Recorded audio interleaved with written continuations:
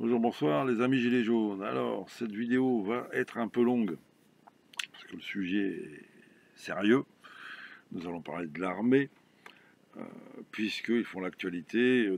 Un carteron de généraux a écrit au président et au gouvernement pour alerter sur les périls qui menacent la France. Bon, alors je passe sur tout le pataquès, ceux qui sont ces généraux. De toute façon, je vais te dire, des généraux euh, au XXIe siècle, c'est à l'arrière. Hein. Je ne sais pas s'il y en a beaucoup qui ont des médailles de combat. Euh, les grands généraux, c'était à l'époque napoléonienne, hein, puisqu'on fête le bicentenaire. Voilà, les généraux, ils chargeaient devant, quoi. 14-18, déjà, les généraux étaient plutôt derrière, mais tu avais encore des officiers qui sortaient des tranchées. Mais aujourd'hui, c'est terminé. Hein, la troupe, les héros sont dans la troupe et non pas dans les bureaux. Donc bon, ils ont parlé des Gilets jaunes dans leur courrier.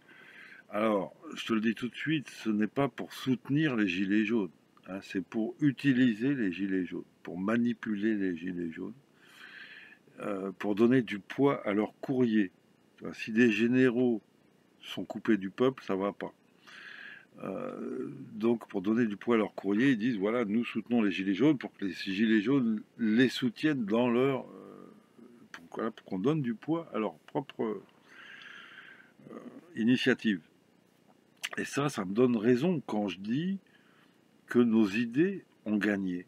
Tu vois, tu es obligé maintenant, si tu veux faire de la politique en France, pour donner un petit peu de poids, de dire j'ai le peuple avec moi et il faut être correct avec les gilets jaunes quand même. Hein, et ça va être, tu vas voir, aux élections présidentielles, ça va être la foire aux revendications gilets jaunes. D'accord. Et bon, à la manipulation et au mensonge, hein, bien sûr, hein, attention. Mais c'est ce qu'ils font là, dans ce courrier. Ils utilisent les gilets jaunes. Mais merci, hein, je veux dire, dans tous les cas, ça donne raison justement nous voyons nos idées marcher triomphalement vers le pouvoir. Et, euh, et bon, affaire à suivre de ce côté-là. Mais ce que je veux dire, donc, plus sérieusement, nous, nous attendons, nous, Gilets jaunes, un peu plus des militaires qu'une lettre, hein, au président. Je ne comprends même pas pourquoi tu lui écris au président, quoi. Ce mec doit dégager. Nous, ce qu'on attend de l'armée, c'est qu'éventuellement, il l'arrête. Tu vois, et qu'ils arrêtent tous ces truands, tous ces criminels, d'accord, qu'ils arrêtent la corruption, qu'ils arrêtent les réseaux de pédocriminalité, évidemment, hein, et bon, voilà, enfin, qu'ils fassent un grand ménage, quoi, une opération main propre. C'est pas une lubie, hein, ça a déjà arrivé dans différents pays. C'est ça qu'on attend de l'armée. Une lettre, bon, c'est sympa. Je parle des gilets jaunes, merci. Mais voilà, de mon point de vue, ça s'arrête là déjà, hein. La coopération avec ces généraux. Parce qu'en plus, dans leurs lettres, donc ils se trompent de cible. Euh, mais alors, bon, à un point, je rejoins la ministre des Armées qui dit que cette lettre, c'est un peu une insulte aux militaires, tu vois. Parce que c'est d'un très faible niveau, et donc le péril pour ces militaires, le péril sur la France, hein, ce qui vraiment là nous fout dans la merde, ce qui fout dans la merde les gilets jaunes, c'est les banlieues et l'islamisme. C'est tout. Et le gauchisme, tu vois. Bon, mais enfin bon, les gilets jaunes, je crois on est le phénomène historique aux 10 000 manifestations et aux 10 000 AG, aux 10 000 assemblées générales. On a fait le taf de désigner l'ennemi tout de même. Oui, les problèmes de banlieue sont des réalités qu'il faut gérer, l'islamisme aussi, euh, mais l'ennemi qui est derrière toute cette merde, et au-delà, c'est l'oligarchie financière. Je veux dire, c'est la corruption du gouvernement.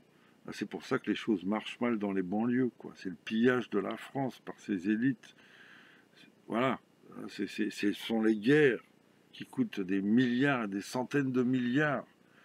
Hein, n'oublions pas que l'Assemblée a voté un budget de 300 milliards en février 2018, hein, juste avant le déclenchement des Gilets jaunes. Donc l'armée, bon. Ouais, en plus, justement, c'est ça, quoi. On est une des armées les plus puissantes au monde. On a les chars Leclerc, les avions Rafale, les canons César, les hélicoptères en veux-tu en voilà. On a le top à tous les niveaux, si tu veux. Donc, c'est pour ça que tu insultes les militaires quand tu dis que tu as peur des banlieues. C'est ridicule. C'est pas ça le danger. Ça se voit. Enfin, les banlieues, en plus, ce n'est pas que je sais pas quoi, un agglomérat de gens fous et violents. Euh, donc eux, ils ont peur de la jeunesse qui fume du shit dans les escaliers, tu vois, bon voilà, qui font des saloperies, des conneries, c'est des voyous. Bon, très bien.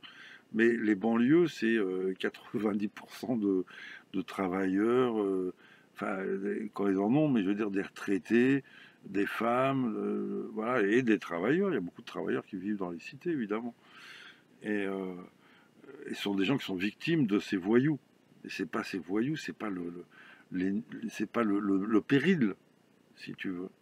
C'est ça qui fait honte à tous les militaires d'une lettre pareille. L'islamisme, bon, si moi je sais des choses, les militaires les savent.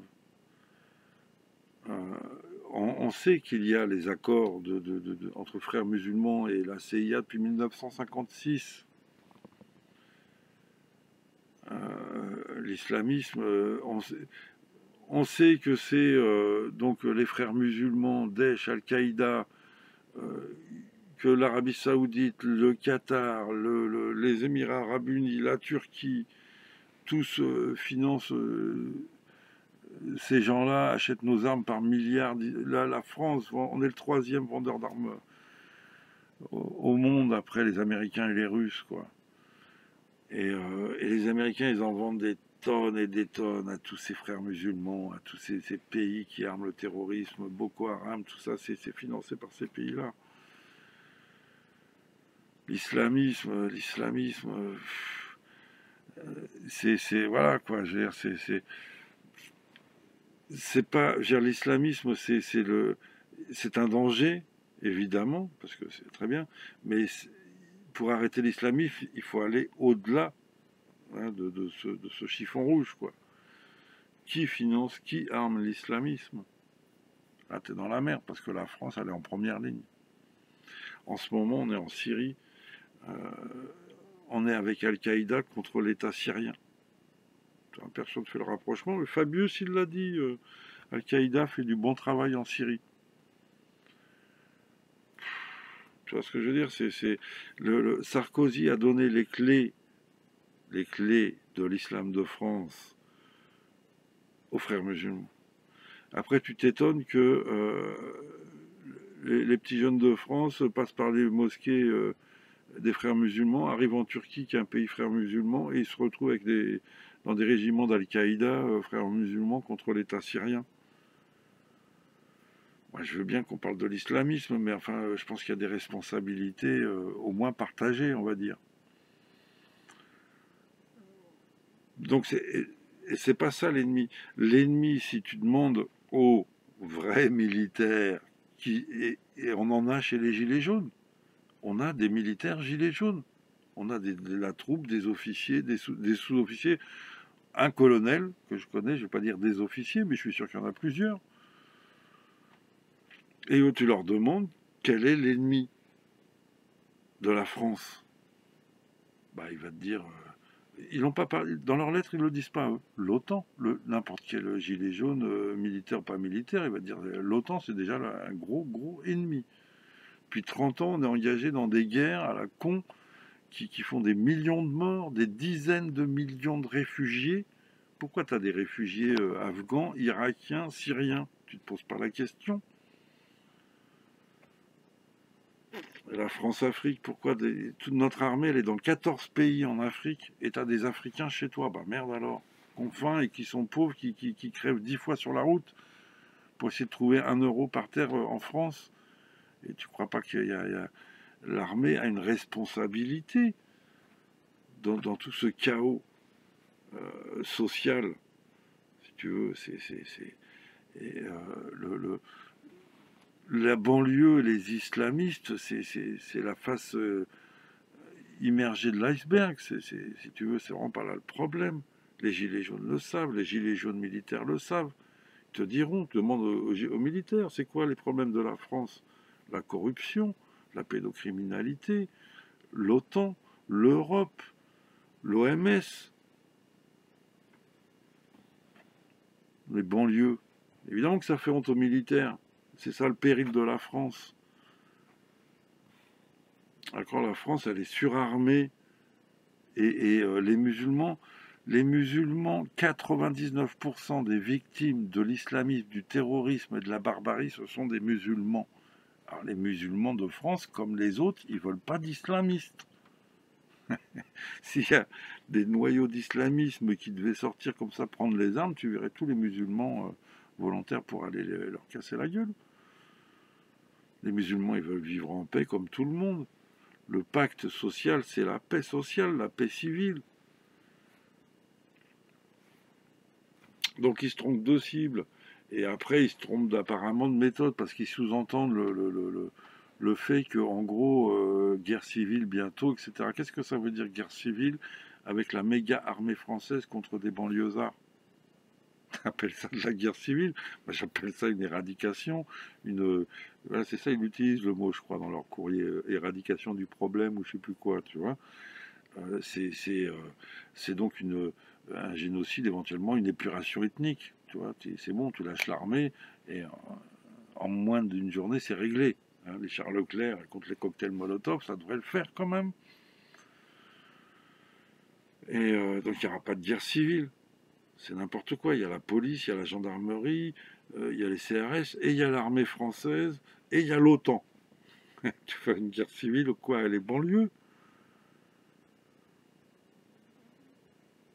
Ça veut rien dire, si tu veux. Alors ça cache en fait le fantasme, vraiment c'est ça, de l'épuration ethnique. C'est-à-dire que ils peuvent pas dire ouvertement on va faire une épuration ethnique, on va faire un génocide, hein. On va faire une expulsion comme en 1492 au Moyen Âge des Juifs et des musulmans euh, par les catholiques qui venaient de faire la conquête ou la reconquête de l'Espagne, de l'Andalousie. Bon, et c'est ça que ça cache, mais tu peux pas le dire officiellement. Donc tu peux dire, il va y avoir une guerre civile, et heureusement, comme nous sommes très courageux avec nos Charles Leclerc, nous allons gagner la guerre civile. Par contre, après, évidemment, il faudra gérer les populations, les mettre dans des camps de concentration jusqu'à expulsion.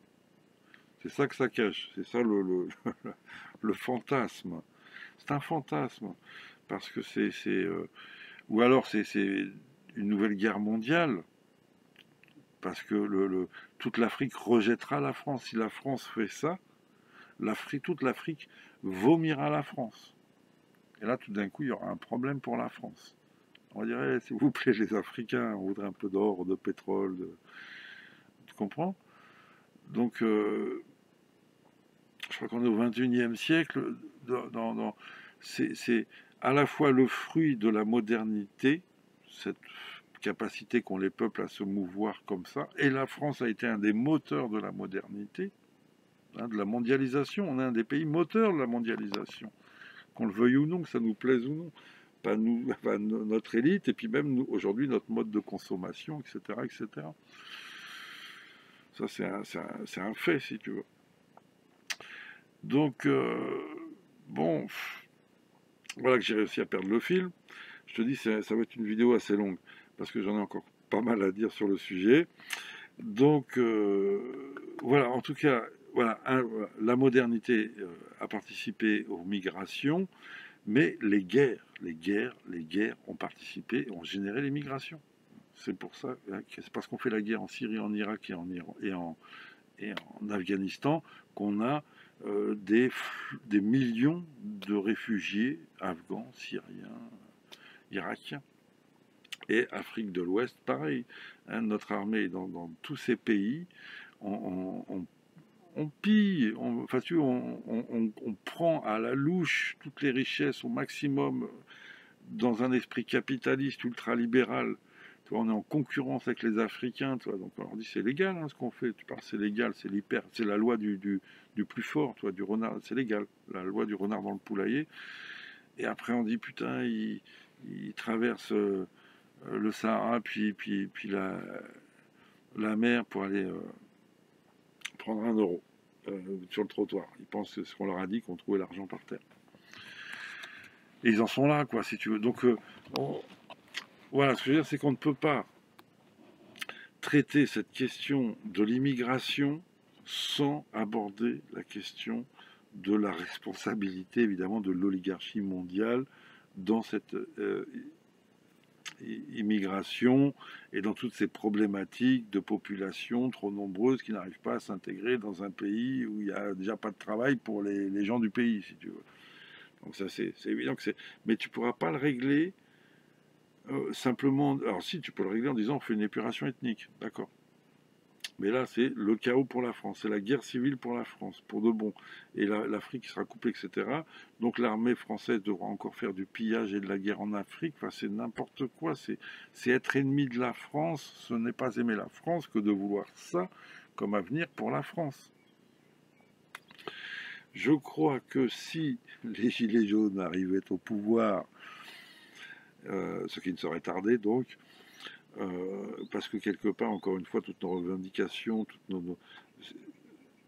sont légitimes et justes et urgentes, et y compris quand on aborde ces grands problèmes de la guerre et de la relation avec l'Afrique. Et donc il n'y a pas d'autre solution, demande aux militaires gilets jaunes, sortir de l'OTAN, arrêter les guerres, rendre la souveraineté à tous ces pays, arrêter les ventes d'armes par dizaines de milliards à travers la planète, hein, et générer des partenariats de développement avec tous ces pays. Et seulement comme ça, tu arrêteras la tragédie des migrations, de la pauvreté et de la guerre. D'accord? Et en 5 ans, en 10 ans, c'est terminé. Et le flux pourra se rééquilibrer et s'inverser parce qu'il y aura du développement dans leur propre pays et du travail et de l'avenir. Il n'y a pas d'autre mystère. Ces 300 milliards qu'on a donnés à l'armée, il faut les donner au développement de l'Afrique. Et là, tu n'as plus d'immigrés africains. Tu vois, et ça nous rapporte plus encore, c'est 300, 400, 500 milliards par an. C'est hallucinant ce que nous rapporte la France-Afrique.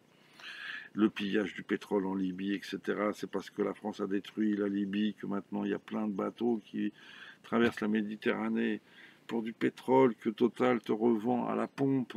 Donc tu l'as payé 2 fois le pétrole, une fois pour payer la guerre et une fois à la pompe. D'accord, et c'est pas les banlieues le problème. Tu penses bien, toi, les banlieues, elles sont prêtes à rejoindre les gilets jaunes. Hein. Bon, mais ça, c'est bon. Et c'est pour ça que c'est de la manipulation, si tu veux. Cette lettre des généraux, c'est de la manipulation. Ils disent défendre la France, ce n'est pas vrai.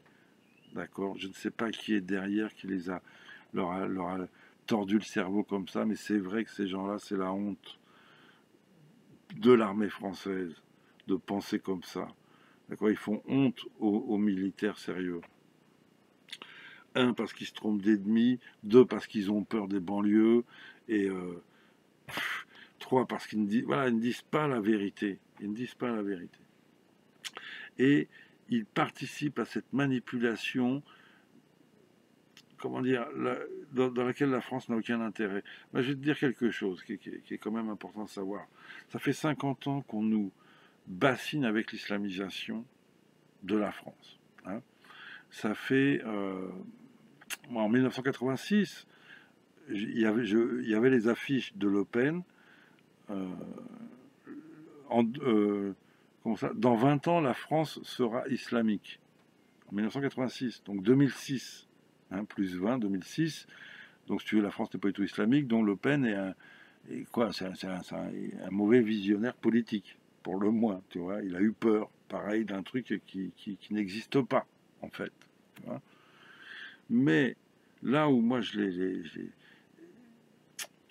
que je veux dire sur cette affaire, c'est que l'origine du FN, c'est l'OAS.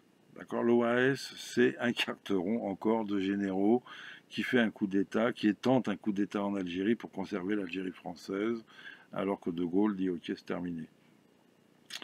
Et cette OAS, ça a vraiment été une rupture dans l'armée française, et ils ont commis, je crois, 18 attentats contre De Gaulle. Un truc de dingue, quoi. Il y a eu amnistie, bon, c'est toute l'histoire, ok, passé. Ce qu'il faut savoir, c'est que la CIA soutenait l'OAS contre De Gaulle, hein, que De Gaulle, lui, cherchait à virer l'OTAN de la France, sous nom. Et donc, si tu veux, ensuite, il y a eu on va dire, une légalisation de l'OAS, une vitrine politique qui s'appelait le Front National. D'accord. Donc le Front National, c'est de l'opposition contrôlée comme le reste. Pourquoi? Parce qu'ils ils t'agitent le chiffon rouge de l'islamisation de la société française pour laisser passer crème l'américanisation de ceux qui les ont mis en place. L'américanisation de la société française, c'est pas les musulmans. On est bien d'accord. En 50 ans, je ne sais pas comment dire, mais Hollywood, c'est pas les musulmans. Le McDo, la malbouffe, ce n'est pas les musulmans. La Gay Pride, c'est pas les musulmans. Le capitalisme, ce n'est pas les musulmans. D'accord. Donc il y a...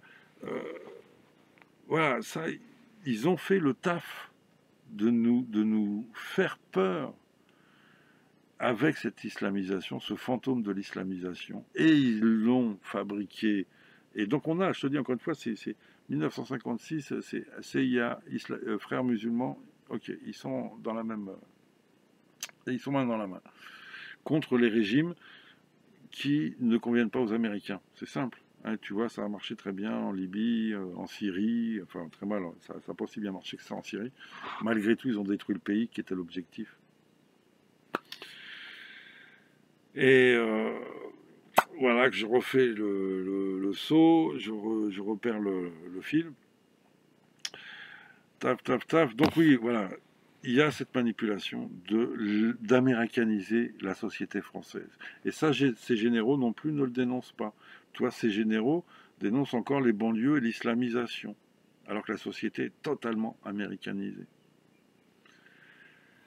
Et toute la culture française a disparu. Mais même transformer Jésus en Père Noël, c'est le Père Noël maintenant, si tu veux. Toutes les fêtes américaines, là, Halloween qui remplace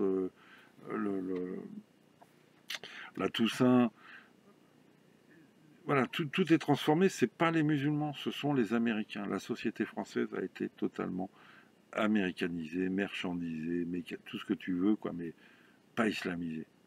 Voilà, j'insiste là-dessus, réfléchis sur cette notion. Et donc pour moi, le Front National, c'est de l'opposition contrôlée qui permet, tu vois, ce sont les nationalistes qui défendent le drapeau français contre à Poitiers, etc., contre les méchants arabes, et pendant ce temps, tu as l'invasion totale des Américains. Pour moi, c'est même des traîtres. C'est de l'opposition contrôlée. Notre ennemi, c'est l'OTAN. L'ennemi de la France, c'est l'OTAN. Voilà. Hein, c'est l'oligarchie financière, c'est l'OMS, c'est l'Europe. C'est pas les banlieues. Bon, sinon, voilà. Bon, bah écoute, j'ai fait un peu le tour. Je pense que je pourrais encore dire beaucoup sur le sujet. Ce que je veux dire, c'est ça, c'est qu'il ne faut pas se laisser manipuler par ces théories destructrices de la France, justement. Il n'y aura pas de guerre civile. L'objectif, en tout cas des Gilets jaunes, c'est la paix. C'est un monde meilleur. D'accord. Donc un monde meilleur, c'est un monde avec une Afrique heureuse et avec un Orient heureux et en paix. Et il n'y a pas d'autre solution que ça. C'est pour ça que je te dis que la guerre, c'est un sujet très très important qui n'est pas très beaucoup traité par les Gilets jaunes, mais pourtant c'est un des mécanismes qui doit être démonté pour atteindre un monde meilleur. Hein, c'est l'arrêt des guerres et l'arrêt de la ruine de la guerre. Tu as vu, 300 milliards.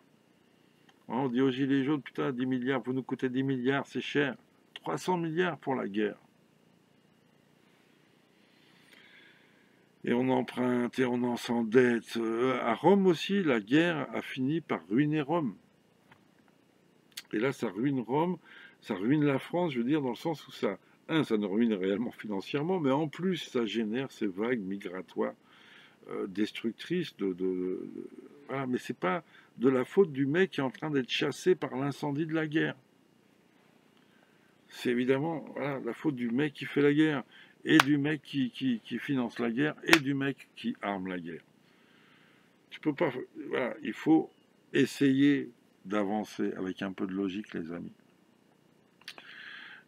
Je crois absolument au développement de l'Afrique de l'Ouest. Hein. Le jour où la souveraineté de l'Afrique de l'Ouest est retrouvée totalement, c'est-à-dire qu'il n'y a plus un seul militaire français, euh, je crois au développement de ce continent et au retour des Africains en Afrique.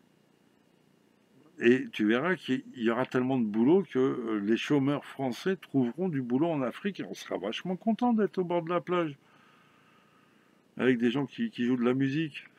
Qu'est-ce que tu veux d'autre? Du soleil, tu vois?